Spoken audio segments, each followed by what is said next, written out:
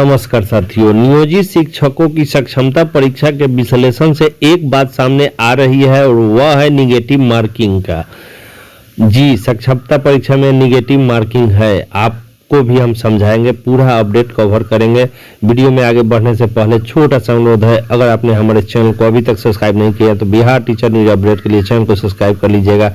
आप नोटिफिकेशन को गौर कीजिएगा जो बिहार विद्यालय परीक्षा समिति के द्वारा जारी किया गया है। नोटिफिकेशन में स्पष्ट रूप से जो बातें निकल के आ रही है, अभी इस वक्त जब एनालिसिस किया गया है तो स्पष्ट रूप से हो रहा है कि नियोजित शिक्षकों को पूर्णतः बर्बाद करने की तैयारी में है शिक्षा विभाग।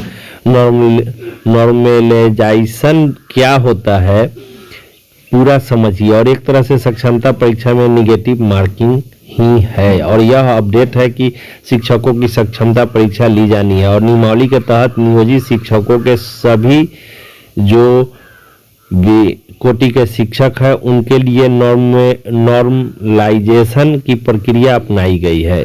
और इस विधि का अर्थ होता है कि अभ्यर्थियों की संख्या अपेक्षाकृत अधिक हो और एक से अधिक पाली और तिथियों में एग्जाम लिए जाते हैं। ऐसी परिस्थिति में सामान्यतः अलग अलग पालियों में प्रश्न पत्र के अलग अलग कठिनाई स्तर होने के कारण परीक्षा का परिणाम, परीक्षा फल जो तैयार किया जाता है उसमें नॉर्मलाइजेशन की विधि अपनाई जाती है ताकि किसी विशेष पाली के अभ्यर्थी को कोई लाभ या हानि नहीं हो। इसलिए इस परीक्षा में नॉर्मलाइजेशन की विधि अपनाकर परीक्षा फल प्रकाशित किया जाएगा और इस विधि के बाद नियोजित शिक्षकों का जो भी नॉर्मलाइजेशन स्कोर होगा वही अभ्यर्थी का प्राप्तांक माना जाएगा। अभ्यर्थियों की उत्तीर्णता और अनुत्तीर्णता का इसी प्राप्तांक के आधार पर कंडिका 9 में दिए गए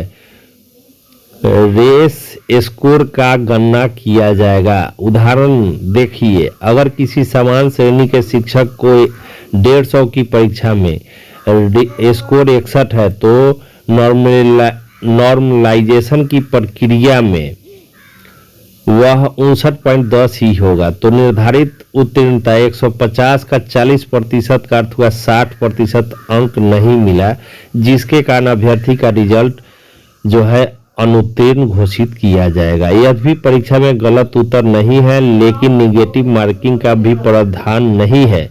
लेकिन यह विधि लगाते ही स्पष्ट रूप से नॉर्मलाइजेशन की विधि जब लगाई जाएगी तो विभाग भी कह रहा है कि ऋणात्मक रिजल्ट पर प्रभाव आ सकता है। तो अब आप ही सोचिए कि क्या है नियोजित शिक्षकों का सक्षमता परीक्षा, कितना टफ होने जा रहा है। जो माननीय मुख्यमंत्री नीतीश कुमार के द्वारा कहा गया कि एकदम साधारण परीक्षा लिया जाएगा, लेकिन इसके बाद यह साधारण नहीं असाधारण परीक्षा हो गया है। तो फिलहाल जैसे ही अन्य अपडेट प्राप्त होंगे आपको उपलब्ध जानकारी करा दिया जाएगा और चैनल भी सब्सक्राइब कर लीजिएगा। सब्सक्राइब करना यहाँ बिल्कुल फ्री है।